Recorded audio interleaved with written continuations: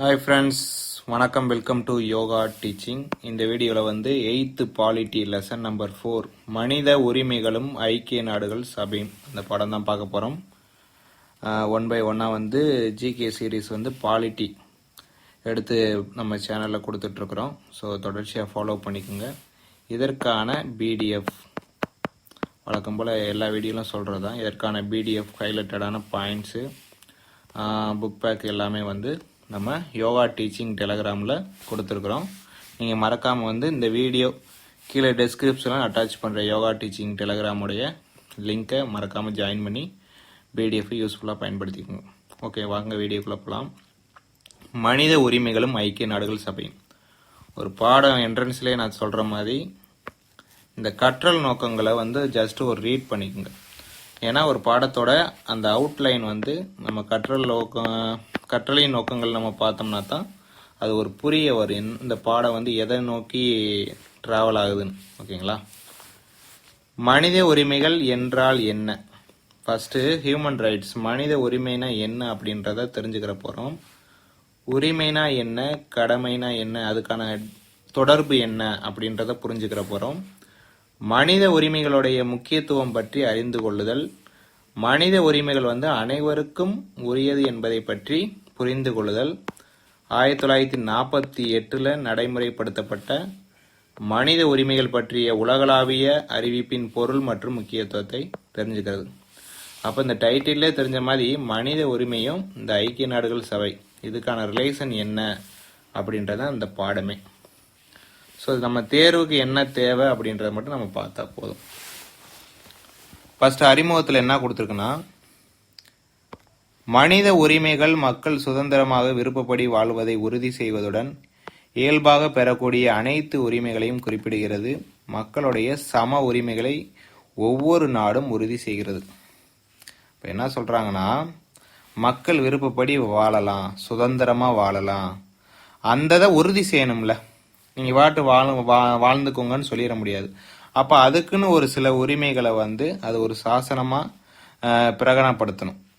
அதுக்கான தான் ஐநா சபை வந்து மனித உரிமைகளை பற்றிய ஆவணங்களை வந்து கொண்டு வருவாங்க. அது எந்த இயர்ல கொண்டு வராங்க அப்படின்றத அந்த பாடமே. மனித உரிமைனா என்னன்னா, இனம், பாலினம், தேசிய இனம், இனக்குழுக்களுடைய தன்மை, மொழி மற்றும் சமய வேறுபாடின்றி அனைத்து மனிதர்களுக்கான ஒரு இயல்பான உரிமை. இது பின்னாடி புக் பேக் நினைக்கிறேன். அனைத்து மனிதர்களுக்கான ஒரு இயல்பான உரிமை தான் மனித உரிமைன்னு சொல்றாங்க. நம்ம இந்த நாட்டில் நம்ம சுதந்திரமா வாழணுங்க. ஃபர்ஸ்ட் நமக்குன்னு ஒரு கருத்து சுதந்திரம் இருக்கணும். ஒரு விசாரணை நடக்குதுன்னா அது ஒரு நியாயமான முறையில் விசாரணை நடக்கணும். வாழ்வதற்கான உரிமை இருக்கணும். கல்வி பெறக்கூடிய உரிமை எல்லாமே இது என்னங்க, மனித உரிமைகள்ல எல்லாமே கவர் ஆகக்கூடியதான். அடுத்து வாங்க. அடிப்படை உரிமைகள் மற்றும் சுதந்திரங்களுடைய தொகுப்பானது ஐரோப்பிய மற்றும் அமெரிக்க நாடுகளில் தான் வேரூன்றிருக்கு. என்னது, அடிப்படை உரிமையா இருக்கட்டும், அந்த சுதந்திரங்கள் வந்து எங்க வேரூன்றி இருந்ததுன்னா ஐரோப்பிய மற்றும் அமெரிக்க நாடுகளில் தான். ஓகே. அடுத்து எழுதப்பட்ட மனித உரிமை ஆவணங்களுடைய முன்னோடி. அதென்னங்க எழுதப்பட்ட? அப்ப மனித உரிமை ஆவணங்களுடைய முன்னோடி எழுதியிருக்காங்களா அப்படின்னு பார்க்கும் பொழுது ஆமாம், எழுதியிருக்கிறாங்க. இதே எக்ஸாம் பாயிண்ட் ஆஃப் வியூல இந்த இயர்லாம் ரொம்ப முக்கியம். ஒவ்வொரு சாசனங்கள் எப்போ ரிலீஸ் பண்ணுறாங்க, அந்த டாக்குமெண்ட்ரி வந்து எந்த இயரில் ரிலீஸ் பண்ணுறாங்க, எந்த நாட்டில் அப்படின்றதான் இந்த பேஜில் சொல்லுது. மகா சாசனம் அப்படின்னா த மேக்னா கார்ட்டா 1215 இங்கிலாந்தில் என்ன சொல்லுது, மக்களுக்கு புதிய உரிமைகளை வழங்கியதுடன் அரசரை என்ன பண்றாங்கன்னா சட்டத்துக்கு உட்படுத்துறாங்க. அப்ப மக்களுக்கு ஒரு புதுசா வந்து அந்த ரைட்ஸ், அந்த உரிமைகளை வழங்கினா மட்டும் போதாது, அது அரசருக்கும் அந்த சட்ட திட்டங்களுக்கு உட்படுத்துறது தான் இந்த மகா சாசனம், த மேக்னா கார்ட்டா 1215. அந்த இயர் நோட் பண்ணிக்கோங்க. கேட்கலாம், மேக்னா கார்ட்டா மகா சாசனம் வந்து எந்த இயர்னா 1215, எந்த நாடுனா இங்கிலாந்து நாடு. இதெல்லாம் என்னதுங்க, எழுதப்பட்ட மனித உரிமை ஆவணத்தோட முன்னோடி. இந்த இதெல்லாம் அப்படியே பாயிண்டா நோட் பண்ணிட்டு எழுதிட்டே வர வேண்டியதான். 1 2 3 4ன்னு. அடுத்து உரிமை மனு, த பெட்டிஷன் ஆஃப் ரைட் 1628. என்னங்க, உரிமை மனு த பெட்டிஷன் ஆஃப் ரைட் 1628 மக்கள் உரிமைகளுடைய தொகுப்பு தான் இந்த உரிமை மனு. இதுவும் இங்கிலாந்து நாடு தான். அடுத்து கேபியஸ் கார்பஸ் சட்டம் 1679 மக்களுடைய சுதந்திரத்தை பாதுகாக்கக்கூடிய சட்டம் தான் இந்த கேபியஸ் கார்பஸ் சட்டம் 1679. ஆங்கில உரிமைகள் மசோதா 1689 சில அடிப்படை சமூக அதாவது குடிமக்கள் உரிமைகளை அமைக்கிறது தான் இந்த ஆங்கில உரிமைகள் மசோதா. எக்ஸாமுக்கு தேவை வந்து இந்த இயர் தாங்க. ஆங்கில உரிமைகள் மசோதானா 1689. மனிதன் மற்றும் குடிமக்களுடைய உரிமைகள் பற்றிய பிரான்ஸோட அறிவிப்பு வந்து 1789.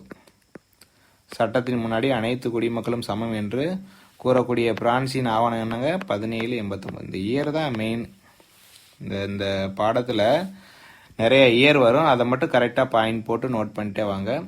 திரும்ப திரும்ப ரீகால் பண்ணால் தான் மைண்டில் பிக்கப் ஆகும். எடுத்தவொடனே இந்த பாடத்தை நம்ம ரீட் பண்ணோடனே இது புரிஞ்சிடும் அப்படின்றதுக்குள்ளே போகக்கூடாது. திரும்ப திரும்ப ரிப்பீட் மோடு, திரும்ப திரும்ப நீங்கள் படிக்கிறதன் மூலமாக மட்டும்தான் அதை வந்து நம்ம கொஞ்சம் லாங் டைம் மெமரியாக வந்து பிக்கப் பண்ண முடியும். ரைட். அமெரிக்க அரசியலமைப்பு சட்டம் மற்றும் உரிமைகள் மசோதா 1791 என்ன பண்ணுது? குடிமக்களுடைய உரிமைகளை பாதுகாக்குது. இது எல்லாமே ஒரு காமனாக தெரிஞ்சுக்கிறது இந்த மனித உரிமைகளை பற்றி தான் எல்லாமே அந்த சட்டத்திட்டங்களை வந்து சொல்லும். இப்போதான் பாடத்தோட இன்றைய ஐக்கிய நாடுகள் சபையுடைய தோற்றம். மனித உரிமைகள் பற்றிய சிந்தனை எப்போ வருதுன்னா 2ஆம் உலகப் போருக்கு பின்னாடி தான் வலுவான எழுச்சி பெறுது. ஏன்னா போர்க்காலங்களில் பொதுவாக என்ன நடக்கும்னா மனித உயிர்கள் வந்து அதன் மதிப்பினை இழந்து விடுகிறது. ஏன்னா ஒரு போர்னும் பொழுது அந்த இறப்பு வந்து அதிகமாக இருக்கும், அந்த கவுண்ட் வந்து அதிகமாக இருக்கனால அப்போ இதில் எங்கெங்க மனித உரிமைகள் பாதுகாக்கப்படுதுன்னு சொல்லிட்டு அவங்களுக்குள்ள ஒரு கேள்வி வருது. அதுக்காகத்தான் என்ன பண்ணுறாங்க, 2ஆம் உலகப் போரில் வந்து நடந்த கொடுமை வந்து அவங்கள ரொம்ப தெளிவுபடுத்துது. அதனால் ஒரு முடிவுக்கு வராங்க. நாட்டின் அரசாங்கத்தால் மட்டுமே மனித உரிமைகளை பாதுகாக்க முடியாது என்பதை நிரூபித்தது. இந்த ஒரு வார் போதுங்க, அரசாங்கத்தால் கூட மனிதனுடைய உயிர்களுக்கு உத்தரவாதம் கிடையாது அப்படின்ற ஒரு முடிவுக்கு வராங்க. 1945 இப்போதான் மெயின். 1945 ஐக்கிய நாடுகள் சபையுடைய சாசன சட்டம் உருவாக்கப்பட்ட சான் பிரான்சிஸ்கோ மாநாட்டில் மக்களுடைய இத்தகைய விருப்பங்கள் ஒரு முக்கிய பங்கு வகிக்கிறது. என்ன விருப்பம்னா வாழ்க்கை, சுதந்திரம், உணவு, இருப்பிடம், தேசம் ஆகியவை நியாயமற்ற முறையில் மறுக்கப்பட மாட்டாது. அப்போ ஒரு மனிதனுடைய உரிமை வந்து அத்துமீறல் இருக்கக்கூடாது.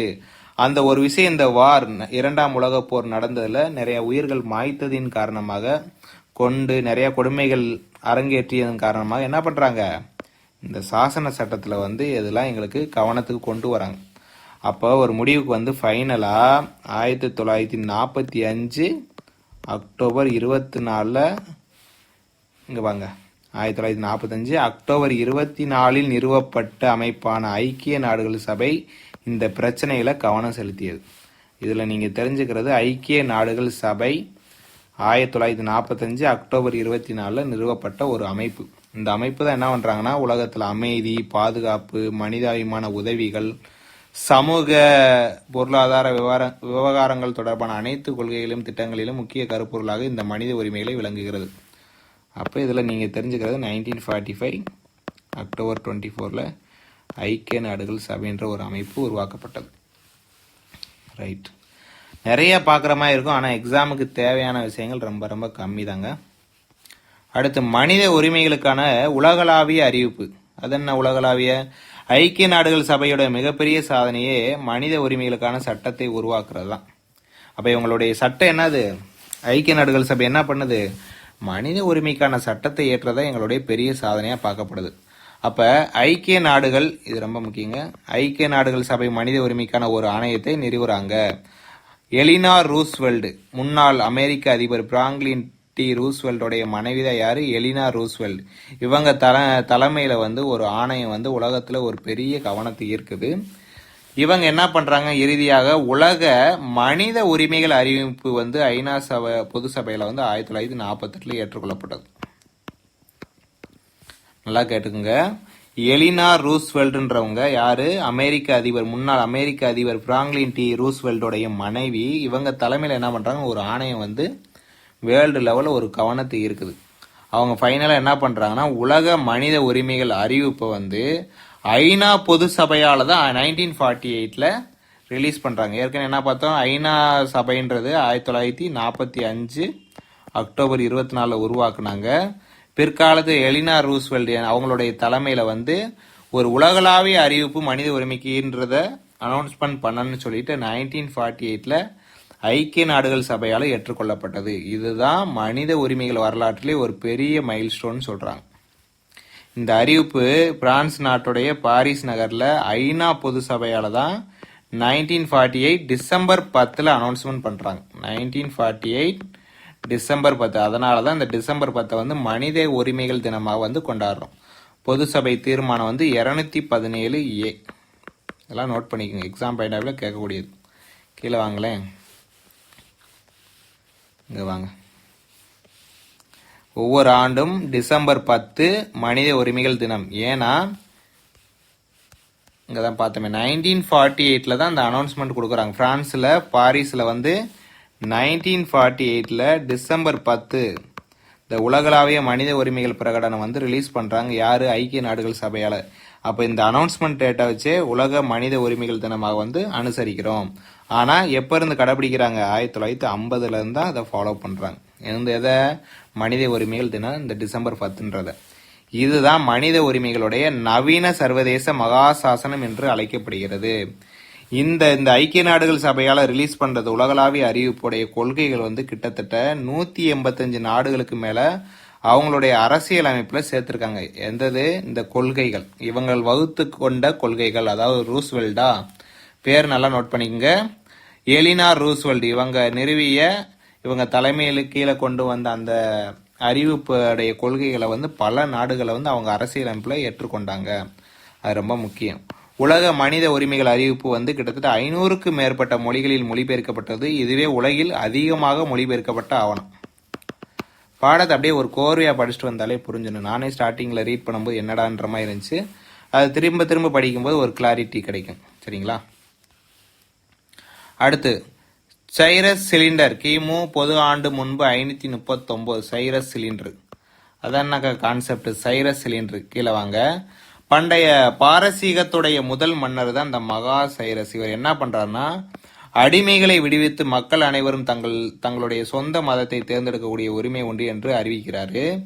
இன சமத்துவத்தை நிலைநாட்டுறாரு. யாருங்க? பண்டைய பாரசீகத்துடைய முதல் மன்னர் மகா சைரஸ். இவர் தான் என்ன பண்றாரு? இன சமத்துவத்தை நிலைநாட்டுறாரு. மேற்கூறிய அந்த ஆணைகள் பிறப்புகள் என்னன்னா கியூனிஃபார்ம் எழுத்துக்கள்ல அக்காடியன் மொழியில வந்து சிலிண்டர் வடிவிலான சுட்ட களிமண்ல பதிவு செய்யறாரு. மேல சொன்ன மாதிரி அடிமைகளை விடுவித்து மக்கள் அனைவரும் சுதந்திரமா அவங்க மதத்தை தேர்ந்தெடுக்க உரிமை இருக்கு, இன சமத்துவத்தை நிலைநாட்டணும் அப்படின்னு சொல்லிட்டு இந்த மாதிரியான டாக்குமெண்ட்ரி வந்து கியூனிஃபார்ம் எழுத்துல அக்காடியன் மொழியில வந்து சிலிண்டர் வடிவிலான சுட்ட களிமண்ல பதிவு பண்றாங்க. இது ஐக்கிய நாடுகள் சபையுடைய 6 அலுவல் மொழி, அபிஷியல் லாங்குவேஜ். 6 அலுவல் மொழியில வந்து மொழிபெயர்ச்சிருக்காங்க, டிரான்ஸ்லேட் பண்ணியிருக்காங்க. இவைதான் உலக மனித உரிமைகள் பிரகடனத்துடைய முதல் 4 விதிகளுக்கு இணையாக இருக்கு. அப்ப இவங்க ரிலீஸ் பண்ண இந்த அபிஷியல் 6 மொழியில டிரான்ஸ்லேட் பண்ணிருப்பாங்கல்ல, இது எதுக்கு இணையா இருக்குன்னா மனித உரிமைகள் பிரகடனமுடைய 4 விதிகளுக்கு இணையா இருக்குன்னு சொல்றாங்க. அப்ப எவ்வளவு பெரிய விஷயம்னு பாருங்க. என்னங்க நோட் பண்ணிக்கங்க. சைரஸ் சிலிண்டர் கிமு, அதாவது பொது ஆண்டு முன்பு 539. இந்த இயர் தான் முக்கியம். நிறைய இயர் வரும், திரும்ப திரும்ப எழுதி படிச்சா அது யாவும் வந்துடும். சரிங்களா? மனித உரிமைகள் கொண்டுள்ள அடிப்படை மதிப்புனா என்ன? கண்ணியம், நீதி, சமத்துவம். இதெல்லாம் ஜஸ்ட் ஃபார் ரீடு தான். பாருங்க. வாழ்வதற்கான உரிமை, ஒருமைப்பாடு, கட்டாய தொழிலாண்மை, அடிமை முறை, இழிவான தண்டனை ஆகியவற்றுக்கு தடை பண்றது, நீதியா இருக்கணும், ஒரே குற்றத்துக்காக ஒன்றுக்கு மேற்பட்ட விசாரணைக்கு உட்படுத்தாத உரிமை. ஏன்னா சில பேர் ஒரு கேஸுன்னு சொல்லிட்டு நிறைய குற்றத்துக்கான தண்டனை கொடுப்பாங்க. அந்த மாதிரி நீதியை நிலைநாட்டணும். சமத்துவம்னா சட்டத்தின் முன் அனைவரும் சம, சாதி மத இன பாகுபாடின்றி. இதெல்லாம் ஜஸ்ட் ஃபார் ரீடு. அடுத்து மனித உரிமையுடைய அடிப்படை பண்புனா எந்த ஒரு நபராலும் அதிகாரத்தாலும் வழங்கப்படுவதில்லை. அடிப்படை தேவை வந்து வாழ்க்கையில வந்து கண்ணியம் இருக்கணும், இல்லைன்னா அர்த்தமற்றதாகி போயிடும். மாற்ற முடியாதவைனா இவைகள் தனி நபரிடம் இவை பறிக்க முடியாது. இதெல்லாம் ரீடு தாங்க, இதெல்லாம் எக்ஸாம் பாயிண்ட் ஆஃப் வியூ கிடையாது. எக்ஸாமுக்கு என்ன தேவையோ அந்த பாடத்தில் நம்ம அதை மட்டும் பார்த்தா போதும். இந்த இதெல்லாம் ரீட் பண்ணிக்கோங்க. அடிப்படை பண்புகள் இது வரைக்கும் ரீடு தான். இது ரொம்ப முக்கியம். இப்போ பார்த்ததான் டிசம்பர் 10 உலக மனித உரிமைகள் தினம். இந்த இதை நோட் பண்ணி, உலக மனித உரிமைகளை உலக அளவில் அறிவித்த பெருமை ஐக்கிய நாடுகள் பொது சபை தான். இவை தான் சேரும். மனித உரிமைகளை உலக லெவலில் அறிவித்த பெருமை யாருக்கு சேரும்னா ஐக்கிய நாடுகள் பொது சபைக்கு தான் சேரும். அடுத்து மனித உரிமைகளுடைய வகைகள். மனித உரிமைகள் பிரகடனத்தில் கிட்டத்தட்ட 30 சட்டப்பிரிவுகள் உள்ளடங்கியிருக்கு. இந்த உரிமைகள் 5 முதன்மை பிரிவுகளாக விரிவாக வகைப்படுத்தப்பட்டுள்ளது. இந்த மனித உரிமைகள் பிரகடனத்தில் மொத்தம் 30 சட்டப்பிரிவு இருக்கு. இது 5 முதன்மை பிரிவாக பிரிக்கிறாங்க. என்னென்னு பார்ப்போம். 1 வாழ்வியல் உரிமை, 2 அரசியல் உரிமை, அப்படியே வாங்க கீழே வாங்க 2, 3 சமூக உரிமை, 4 பொருளாதார உரிமை, 5 கலாச்சார உரிமை. இதெல்லாம் என்னங்க, மனித உரிமைகள் பிரகடனத்தில் மொத்தம் 30 சட்டப்பிரிவு இருக்கு. அதில் முதன்மையான 5 இதுதான். அது என்னென்னு பார்ப்போம். வாழ்வியல் உரிமைனா என்னன்னா சிவில் உரிமை. ஒவ்வொரு நபருக்கு அரசாங்கத்தால் சட்டங்களால் வழங்கப்படக்கூடிய அடிப்படை உரிமைகளை குறிப்பிடுகிறது. வாழ்வதற்கான உரிமை, சுதந்திரம், அடிமை தலையிலிருந்து விடுபடுறது, நியாயமற்ற முறையில கைது செய்யாமல் இருக்கிறது, இவை எல்லாமே வாழ்வியல் உரிமைகளில் வரக்கூடியது. இதெல்லாம் ரீட் பண்ணிடுறேன். அரசியல் உரிமைனா என்னன்னா, அரசியல் உரிமையில கீழே எடுத்து காட்டுவாங்க. நம்ம கருத்து சுதந்திரம் இருக்கணும், அமைதியா கூட்டம் நடத்த, தன் நாட்டில் பார்த்தீங்கன்னா அரசாங்கத்தில் பங்கு கொள்ளக்கூடிய உரிமை, வாக்களிக்கக்கூடிய உரிமை, பேச்சுரிமை, இதெல்லாம் என்னதுங்க அரசியல் உரிமைகளை வரக்கூடியது. சரிங்களா? அடுத்து இதெல்லாம் ரீடு தான். சமூக உரிமைனா என்னன்னா, ஒரு தனிநபர் சமுதாயத்தில் முழுமையாக பங்கேற்பது அவசியமானது. சமூக உரிமை என்னங்க, கல்வி, சுகாதாரம், உணவு, உடை, தங்குமிடம், சமூக பாதுகாப்பு போன்ற உரிமைகளை உள்ளடக்கியதான் இந்த சமூக உரிமை. பொருளாதாரத்தில் பார்த்தீங்கன்னா உங்களுடைய ஊதியத்திற்கான உரிமை, நியாயமான வேலை நேரம், தங்குமிடம், கல்வி, போதுமான வாழ்க்கை தரம் மற்றும் சொத்துரிமை இதெல்லாம் அடங்கும். இதெல்லாம் ரீடு தாங்க. ஓகே. கலாச்சார உரிமைனா என்னங்க, உங்களுடைய கலாச்சாரத்தை நீங்கள் சுதந்திரமாக ஃபாலோ பண்ணுறதுக்கு, தார்மீகமாக மற்றும் பொருள் ஆர்வத்தை பாதுகாக்கக்கூடிய உரிமை எல்லாம் கலாச்சார உரிமையாக பார்க்கப்படுது. இந்த ஒரு 5 விஷயங்கள் தான் மனித உரிமைகள் பிரகடனத்தில் 30 சட்டப்பிரிவில் முதன்மையாக இருக்கக்கூடிய 5 பிரிவு.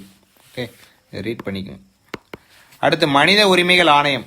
மனித உரிமைகளை மேம்படுத்துவதற்காக ஒரு ஆணையத்தை அமைக்க என்ன பண்ணுதுன்னா, ஐக்கிய நாடுகள் பொது சபையோட முக்கிய அங்கமாக இருக்கக்கூடிய எக்கோஸ், அதாவது ECOSOC பொருளாதார மற்றும் சமூக சபை, இவங்க தான் அதிகாரம் பெற்றிருக்கு. எதுக்கு அதிகாரம்?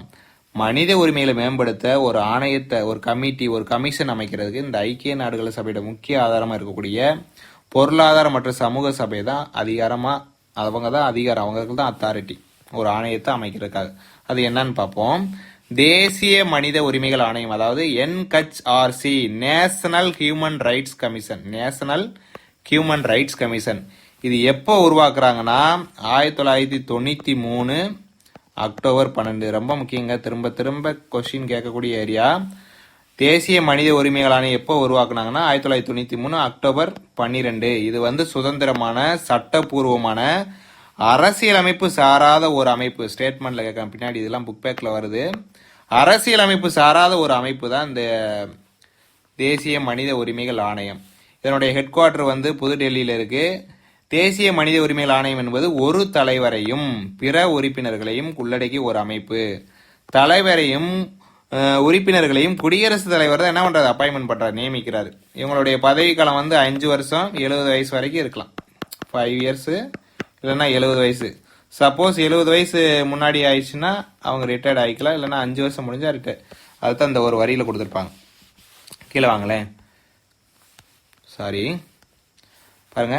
5 ஆண்டுகள் இல்லைன்னா 70 வயது, இதில் எது முன்கூட்டி வருதுன்னு பார்ப்பாங்க, முன்னதாக வருகிறதோ அதுவரை பதவியில் நீடிப்பாங்க. தேசிய மனித உரிமைகள் ஆணையம் 5 பிரிவாக இருக்குது. என்னென்ன பிரிவு? சட்டப்பிரிவு 1, புலனாய்வு பிரிவு, ஆராய்ச்சி மற்றும் திட்டப்பிரிவு, பயிற்சி அளித்தல் பிரிவு, நிர்வாக பிரிவுன்னு சொல்லி 5 பிரிவு இருக்குது தேசிய மனித உரிமைகள் ஆணையத்துக்கு. எப்போ கொண்டு வந்தாங்க? 1993 அக்டோபர் 12. நோட் பண்ணிக்கோங்க, இதுதான் ரொம்ப முக்கியம். கேட்கலாம், ஸ்டேட்மெண்ட்ல கேட்கலாம், யார் அப்பாயின் பண்ணுவாங்க இதனுடைய தலைவர் உறுப்பினர்னா குடியரசுத் தலைவர். இதனுடைய பதவி காலம் 5 வருஷம் இல்லைன்னா 70 வயசு வரைக்கும். ஹெட் குவார்டர் புதுடெல்லியில் இருக்கு. அவ்வளோதான். இது சுதந்திரமான சட்டப்பூர்வமான அரசியலமைப்பு சாராத ஒரு அமைப்பு. அவ்வளோதாங்க. அடுத்து மனித உரிமைகள்னா என்ன, வாழ்வியல் உரிமைகள் என்ன, இதனுடைய டிஃபரன்ஸ் என்னன்னா, இது பாருங்க. மனித உரிமைகளான தேசிய இனம், பாலின இனம், மதம் மற்றும் வயது ஆகியவற்றை பொருட்படுத்த எல்லா இடங்களையும் அனைவருக்கும் உரித்தானது. இது வந்து சிவில் உரிமை வந்து ஒரு குறிப்பிட்ட நாட்டில் அல்லது மாநிலத்தில் குடியுரிமை பெறக்கூடிய மூலம் ஒருவர் அணிவிக்கக்கூடிய உரிமைகள். இதெல்லாம் ரீட் பண்ணிக்கோங்க. இதெல்லாம் அவ்வளோவா இம்பார்ட்டன்ட் கிடையாது. நீங்கள் முன்னாடி நீங்கள் அந்த பாடத்தை பொறுமையாக எக்ஸாம் பாயிண்ட் என்ன படிச்சுட்டு செகண்ட் ஏரியா வந்து இந்த மாதிரியான பாராகிராஃப் வந்து ஜஸ்ட் ஃபார் ரீட் மட்டும் விட்டுக்குங்க. இது எக்ஸாம் பாயிண்ட் அதிகமாக தேவைப்படாது. இருந்தாலும் ஒரு தடவை கிளான்ஸ் விட்டுக்குங்க. மனித உரிமைகள் பாருங்க, உலகில் உள்ள அனைத்து மக்களுக்கும் அனைத்து நாடுகளுக்கும் உரியது. சிவில் உரிமை என்னங்க, நாட்டிற்கு நாடு, அரசாங்கத்துக்கு அரசாங்கம் வேறுபடும். இதில் டிஃபரன்ஸ் இருக்கு. எந்த ஒரு தேசமும் தனிநபருக்கான மனித உரிமைகளை பறிக்க முடியாது. அந்தந்த நாடுகள் பல்வேறு வகையான சிவில் உரிமைகள் மூலம் சுதந்திரங்களை வழங்கவோ மறுக்கவோ முடியும். மனித உரிமைகள் பிறப்பின் அடிப்படையில் இயற்கையாக அமையப்பட்ட ஒரு உரிமை. இது வந்து சமூகத்தினால உருவாக்கப்பட்டது. அப்ப ரெண்டுமே ஒண்ணு கிடையாது. இதுல டிஃபரன்ஸ் இருக்கு. ஓகே, அடுத்து பாருங்க. இந்த கமிஷனுக்கு வந்து பாத்தீங்கன்னா ஒரு தலைவர் போடுவாங்க. அவர் வந்து யாரு? உச்ச நீதிமன்ற தலைமை நீதிபதி, ரிட்டையர்ட் ஆறவங்க. ரிட்டையர்ட் ஆன ஓய்வு பெற்ற இந்திய உச்ச நீதிமன்ற தலைமை நீதிபதி தான் தலைவரா போடுவாங்க. ஒரு உறுப்பினர், இன்னொரு ஒரு உறுப்பினர், 2 உறுப்பினர் போடுவாங்க. ஒன்னு உச்ச நீதிமன்ற நீதிபதி, இன்னொன்னு உயர் நீதிமன்ற நீதிபதி. இவங்களுக்கு வந்து 2 உறுப்பினர் இருப்பாங்க. அது யாரு? மனித உரிமைகள் தொடர்பான அறிவு அனுபவம் பெற்றவங்க, அதாவது ஹியூமன் ரைட்ஸ் தொடர்பான நாலேஜான இருக்கவங்க. இன்னொருத்தவங்க யாருங்கன்னா பின்வரும் தேசிய ஆணையங்களின் தலைவரா இருக்கணும். ஸோ 2 உறுப்பினர் இருக்காங்கன்னா ஒரு உறுப்பினர் என்னதுன்னா மனித உரிமைகள் தொடர்பான அறிவு அனுபவம் பெற்றவங்க, அது ரிலேட்டடான நாலேஜ் இருக்கணும். இன்னொருத்தவங்க யாருன்னா சிறுபான்மையருக்கான தேசிய ஆணையத்துடைய தலைவராக இருந்திருக்கணும். இல்லைன்னா பழங்குடியினருக்கான தேசிய ஆணையம், இல்லை பட்டியல் சமூகத்திற்கான தேசிய ஆணையம், இல்லைன்னா பெண்களுக்கான தேசிய ஆணையம். இதில் இருக்கக்கூடிய தலைவர்களை வந்து இதில் போட்டுக்கிடுவாங்க. அப்போ இதுதான் ஸ்ட்ரக்சர். ஒரு கமிஷன், அதாவது தேசிய மனித உரிமை ஆணையத்தினாலும் சரி, ஸ்டேட்டுக்குனாலும் சரி, இந்த மாதிரி ஸ்ட்ரக்சரில் தான் அவங்க வந்து அப்பாயின்மெண்ட் பண்ணுறாங்க. அடுத்து மாநில மனித உரிமைகள் ஆணையம்.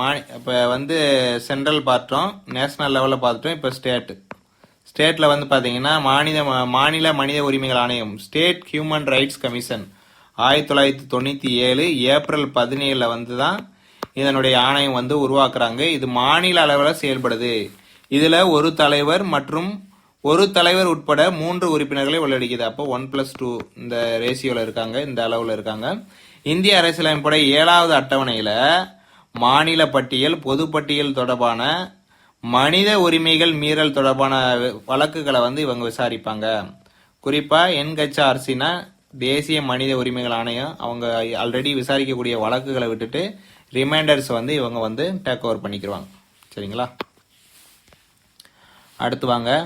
மனித உரிமைகள் நிறுவனங்கள் வந்து நிறைய இருக்கு. அரசு சாரான நிறுவனங்கள் வந்து அரசாங்கத்தை வந்து அவங்களுடைய நடவடிக்கைகளை கண்காணிப்பாங்க. அதுல முக்கியமானது ஆம்னஸ்டி இன்டர்நேஷனல், குழந்தைகளுடைய பாதுகாப்பு நிதியம், சில்ட்ரன் டிஃபென்ஸ் ஃபண்டு, மனித உரிமைகள் கண்காணிப்போம், ஹியூமன் ரைட்ஸ் வாட்ச். இதெல்லாம் வந்து மனித உரிமை நிறுவனங்களாக பார்க்கப்படுது. அடுத்து இந்திய அரசியலமைப்பு சட்டப்பிரிவுல வந்து பாத்தீங்கன்னா பிரிவு 14 என்ன சொல்லுதுன்னா, குழந்தை தொழிலாளர் முறையை தடை செய்யறாங்க. சைல்டு லேபர் அவங்க முறையை வந்து தடை செய்யறாங்க. பிரிவு 24 ஆர்டிகல் 24 சொல்லுது. பிரிவு 39F என்னன்னா, ஆரோக்கியமாக குழந்தைகள் வளர வழிவகை செய்கிறது. பிரிவு 45 இது நிறைய இடத்துல பார்ப்பீங்க, 10th வரும். பிரிவு 45 என்னங்க, 6 வயது வரை அனைத்து குழந்தைகளுக்கு ஆரம்ப கால குழந்தை பராமரிப்பு மற்றும் கல்வியை வழங்க அரசு முயல்கிறது. இது ரொம்ப முக்கியங்க. அடுத்து குழந்தைகளுக்கான உரிமைகள். 1989 ஆண்டு நடைபெற்ற குழந்தைகள் உரிமைகள் தொடர்பான ஐக்கிய நாடுகளுடைய மாநாட்டின் பிரிவு 1 படி 18 வயசுக்குட்பட்ட அனைவருமே குழந்தை தான். இது ப்ரீவியஸ் இயர் கொஸ்டின்ல கேட்டது. 18 வயதுக்கு உட்பட்டது தான் குழந்தைகள். நீங்க 14 நினைச்சிடக்கூடாது. 18 வயதுக்குட்பட்ட அனைவரும் குழந்தை தான். குழந்தைகள் உரிமைகள் தொடர்பான மாநாட்டின் அறிக்கை வந்து 1989 நவம்பர் 20 வெளியிட்டாங்க. 1989 குழந்தைகள் உரிமைகள் மாநாட்டுடைய அறிக்கை வந்து 1989 நவம்பர் 20 வெளியிடப்பட்டது. குழந்தைன்றது ஒரு தேசிய சொத்தாக கருதப்படுகிறது. Okay, right. இந்த இது முக்கியம் பாக்ஸ். 1978 வந்து சர்வதேச பெண்கள் ஆண்டு, 1979 வந்து சர்வதேச குழந்தைகள் ஆண்டு என ஐநா சபை அறிவித்திருக்கு. இது ப்ரீவியஸ் இயர் கொஸ்டின்ல கேட்டதுதான். அடுத்து கல்வி உரிமை சட்டம். கல்வி உரிமை சட்டம் வந்து 6 முதல் 14 வயது வரையிலான குழந்தைகளுக்கு இலவசமாக கட்டாய கல்வி வழங்க அரசு வழங்குவதற்கு 21A ஆர்டிகல் வழிவகை செய்கிறது. இதெல்லாம் ப்ரீவியஸ் இயர் கொஸ்டின் தாங்க, நோட் பண்ணிக்கோங்க. இந்த ஆர்டிகல் ரொம்ப ரொம்ப முக்கியம். அடுத்து குழந்தை தொழிலாளர் சட்டம் 1986. இது என்ன சொல்லுதுன்னா 15 வயது பூர்த்தியடையாத எந்த ஒரு குழந்தையும் வேலைக்கு அமர்த்த தடை. 15 வயசு கம்ப்ளீட் பண்ணியிருக்கணும், அப்பனா தான் அவங்க வேலைக்கு போகலாம். இல்லைன்னா அந்த குழந்தைகளை வந்து வேலைக்கு அமர்த்த தடை செய்யறதுன்னு குழந்தை தொழிலாளர் சட்டம் 1986. அடுத்து சிறார் நீதி சட்டம் 2000. குழந்தைகள் வந்து போதிய கவனிப்பு இல்லாமல் இருக்கக்கூடிய குழந்தைகள் அவங்களுக்கு வந்து நட்பு ரீதியில் அணுகி அவங்கள சிறார் நீதி சட்டம் 2000. ஆக்சுவலாக அது வந்து 2015 திருத்தி 2016 தான் நடைமுறைக்கு கொண்டு வந்திருப்பாங்க. இதை பற்றி எக்ஸ்ட்ரா பிரீஃபான கிளாஸில் பார்க்கலாம். இப்போ ஸ்கூல் புக் டேட்டா மட்டும் பார்க்கலாம். POCSO 2012. Protection of children sexual offence, அதாவது பாலியல் குற்றங்களிலிருந்து குழந்தைகளை பாதுகாக்கக்கூடிய சட்டம். இந்த இயர் முக்கியம், கேட்பாங்க. போக்ஷோ ஆக்ட் இயற்றப்பட்ட ஆண்டு 2012. அடுத்து குழந்தைகளுக்கான உதவி மைய எண் வந்து 1998. 24 மணி நேரம் இந்தியாவில் ஃபர்ஸ்ட் டைம் அறிமுகப்படுத்தப்பட்ட 24 மணி நேர கட்டணமில்லா அவசர தொலைத்தொடர்பு சேவை. இது ரொம்ப ரொம்ப முக்கியம். 1098 குழந்தைகளுக்கான உதவி மைய எண். அடுத்து பெண்கள் உரிமை. பெண்கள் மற்றும் சிறுமியோட உரிமைகளும் மனித உரிமைகளாகும். ஐக்கிய நாடுகள் சபையினுடைய சாசனம் வந்து பெண்கள் மற்றும் ஆண்கள் இருவருமே சமமான உரிமைகளை உறுதி செய்கிறது. ரைட்டு. அடுத்து 1979 வந்து நடைபெற்ற பெண்களுக்கு எதிரான அனைத்து வகையான பாகுபாடுகளை நீக்குவதற்காக மசோதாவை ஐநா பாதுகாப்பு சபை ஏற்றுக்கொண்டது. எப்போ? 1979. இந்த பாடத்துல வந்து இயர் தாங்க அதிகம். இந்த பெண்களுக்கான மசோதா ஐநா பாதுகாப்பு சபை ஏற்றுக்கொண்டுச்சுல, இதைத்தான் சர்வதேச உரிமைகள் மசோதா என்று சொல்றாங்க. அடுத்து கீழே 1995 நடைபெற்ற பெய்ஜிங்கில் நடைபெற்ற 4வது உலக மகளிர் மாநாடு பெண்களுடைய உரிமைகளை அங்கீகரிக்க உலகளவில் பெண்களுடைய வாழ்வாதாரத்தை மேம்படுத்த ஒரு தளத்தை உருவாக்கி இருக்குது. 1995 பெய்ஜிங்ல 4வது உலக மகளிர் மாநாட்டில். கீழே பாருங்க, பெய்ஜிங் மாநாட்டோட இலக்குகளை நடைமுறைப்படுத்த யூனிஃபெம் என்று அழைக்கப்படக்கூடிய பெண்களுக்கான ஐக்கிய நாடுகளின் மேம்பாட்டு நிதி அமைப்பு எப்ப இருந்து செயல்பட்டு வருது? 1995. 1995 தான் நான் தான் பிறந்தேன். ஐக்கிய நாடுகளுடைய மேம்பாட்டு நிதி அமைப்பு 1995 இருந்து செயல்பட்டு வருது. இந்த இயர் தாங்க ரொம்ப ரொம்ப முக்கியம். இந்த பாடத்தை பொறுத்தளவு கன்ஃபியூஷன் ஆகிறது இயர் தான். அதை மட்டும் திரும்ப ரிப்பீட்டட் மோட்ல படிங்க, எழுதி. பெற்றோர் மற்றும் மூத்த குடிமக்களுடைய பராமரிப்பு நலவாழ்வு சட்டம் 2007 சீனியர் சிட்டிசனை வந்து முறைப்படி பாதுகாக்கணும்னு சொல்றாங்க. அடுத்து கீழே இயரோட இந்த பாடம் முடிஞ்சு. இந்து விதவை மறுமண சட்டம் 1856. இந்து திருமண சட்டம் 1955 என்ன சொன்னதுன்னா திருமண வயது 21 பிக்ஸ் பண்றாங்க. பெண்களுக்கு திருமண வயது 1955 இந்து திருமண சட்டம். இந்து வாரிசு சட்டம் 1956 என்ன சொல்லுதுன்னா பெண்கள் தங்கள் பெற்றோர்களின் சொத்துல மரபு வழியை பெற்றுக்கொள்ளலாம் அப்படின்னு சொல்றாங்க. வரதட்சணை தடை சட்டம் 1961. வரதட்சணை என்ற பெயர்ல மருமகளை வந்து மோசமாக நடத்துவதற்கு கடுமையான தண்டனை. அப்பா இப்பதான் நம்ம தெரிஞ்சுக்கிற முடியுது, பார்த்து சூதானமா இருங்க. பெண்களை கேலி செய்வதற்கு எதிரான சட்டம் 1997 பெண்களுக்கு நிவாரணம் அளிக்கிறது. அநாகரிகமாக சித்தரித்தலுக்கான சட்டம் வந்து 1999, அதாவது 1999. தொழிற்சாலை சட்டம் 1948. தோட்ட தொழிலாளர் சட்டம் 1951. சுரங்க சட்டம் 1952. மகப்பேறு நலச்சட்டம் 1961. குடும்ப வன்கொடுமையிலிருந்து பெண்களை பாதுகாக்கக்கூடிய சட்டம் 2005. இந்த இயர்லாம் அப்படியே ஒரு டெய்லி 5 நிமிஷம் நோட்டில் எழுதி வச்சு பாருங்க, அப்படின்னா தான் இது மைண்டில் நிற்கும். சரிங்களா? ஓகே, அவ்வளோதான், பாடம் முடிஞ்சு. அப்போ லென்த்தி பாடங்க. புக் பேக் வாங்க. 2ஆம் உலக போருக்கு பின்னாடி டேஸ் மனித உரிமைகளை பாதுகாக்க பல நடவடிக்கை எடுக்கப்படுதுன்னு ஐநா சபை தான். 1995 ஆண்டு உலகம் முழுவதிலும் இருந்து பெண்கள் டேசியில் கூடினாங்கன்னா பெய்ஜிங்கில் கூடியிருப்பாங்க. தேசிய மனித உரிமைகள் ஆணையம் நிறுவப்பட்ட ஆண்டு 1993 அக்டோபர் 12. ஐநா சபை வந்து 1979 டேஸ் ஆண்டாகனா பெண் குழந்தைகள் ஆண்டு 1979. இது பெண் குழந்தைகள் இருக்காது, குழந்தைகள் சர்வதேச குழந்தைகள் ஆண்டுன்னு இருக்கும். நீங்க பெண் குழந்தைகள் சரியான ஆன்சர். உலக மனித உரிமைகள் தினமாக அனுசரிக்கப்படக்கூடிய நாள் டிசம்பர் 10. அடுத்து மனித உரிமைகள் நவீன சர்வதேச மகாசாசனம் என அழைக்கப்படுவது மனித உரிமைகளுக்கான உலகளாவிய அறிவிப்பு. இதுதான் 1948 டிசம்பர் 10 வந்து அந்த அறிவிப்பு விட்டுருப்பாங்க பிரான்ஸ் நாட்டில் பாரிஸ் நகர்ல. தேசிய மனித உரிமைகள் ஆணையத்துடைய தலைவராக நியமிக்கப்படுவர் ஓய்வற்ற உச்சநீதிமன்ற தலைமை நீதிபதி. உலக மனித உரிமைகள் அறிவிப்பில் உள்ள சட்ட பிரிவுகளோட எண்ணிக்கை 30. தேசிய மனித உரிமைகள் ஆணையத்துடைய தலைவருடைய பதவிக்காலம் என்னன்னா 5 ஆண்டு இல்லைன்னா 70 வயசு வரைக்கும் பார்த்தோம். தேசிய மனித உரிமைகள் ஆணையத்துடைய தலைமை வந்து புதுடெல்லி தான். கோடிட்டிடம். ஒவ்வொரு தனி மனிதனும் கண்ணியமான வாழ்க்கை வாழ அவங்களுக்கு உரிமை உண்டு. மனித உரிமைகள் என்பது டேஸ் உரிமைனா இயல்பான அடிப்படை உரிமைகள் தான். மாநில மனித உரிமைகள் ஆணையம் வந்து அமைக்கப்பட்ட ஆண்டு வந்து 1997 ஏப்ரல் 17. இந்திய அரசியலமைப்பின் 24வது சட்டப்பிரிவு என்ன சொல்லுதுன்னா குழந்தை தொழிலாளர் முறையை தடை செய்யுது. அடுத்த 5 ஐக்கிய நாடுகள் சபை நிறுவப்பட்ட ஆண்டு 1945 அக்டோபர் 24. நோட் பண்ணிக்கோங்க. படிச்சு அப்படியே ரீகால் பண்றதுதான் இந்த புக் பேக்லாம். எலினார் ரூஸ்வெல்ட்ன்றது வந்து மனித உரிமைகளுக்கான ஆணையம். சைரஸ் சிலிண்டர் அப்படின்னா அடிமைத்தனத்திலிருந்து விடுதலை. பெண்களை கேலி செய்வதற்கு எதிரான சட்டம் வந்து என்ன பார்த்தா 1997. குழந்தை உதவி மையம் 1998. வாழ்வியல் உரிமைகள் வந்து உலகின் முதல் மனித உரிமைகள் சாசனம். அரசியல் உரிமைன்றது இந்த வாக்களிக்கக்கூடிய உரிமை. அவ்வளவுதான் பொறுத்துக. சரியா தவறா பார்த்துடலாம். மனித உரிமைகள் மற்றும் வாழ்வியல் உரிமைகள் ஒரே மாதிரியாவே தவறு. மனித மற்றும் குடிமகனின் உரிமைகள் அறிவிப்பு இந்தியாவில் அறிவிக்கப்பட்டது தவறு. 1993 ஆண்டு மனித உரிமை சட்டம் தேசிய மனித உரிமைகள் ஆணையம் உருவாக வழிவகுத்தது கரெக்ட். பாதிக்கப்பட்டவர்களுக்கு தண்டனை வழங்க தேசிய மனித உரிமைகள் ஆணையம் அதிகாரம் கரெக்ட்.